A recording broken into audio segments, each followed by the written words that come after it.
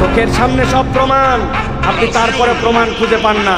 যাদেরকে আপনি অপমান করে, অপদস্থ করে দেশ থেকে বের হতে বাধ্য করেছিলেন, যাদেরকে মিথ্যা মামলা দিয়ে অন্যায় করে জাতির সামনে লাম্পট্য চরিত্রের অপবাদ দিয়ে ভিতরে ঢুকিয়েছিলেন, আল্লাহ তাদেরকে এমন সম্মানিত করেছেন, তারা আজকে মঞ্চে বক্তব্য দেয়, তাদের কথা শোনার জন্য লক্ষ মানুষ আসে।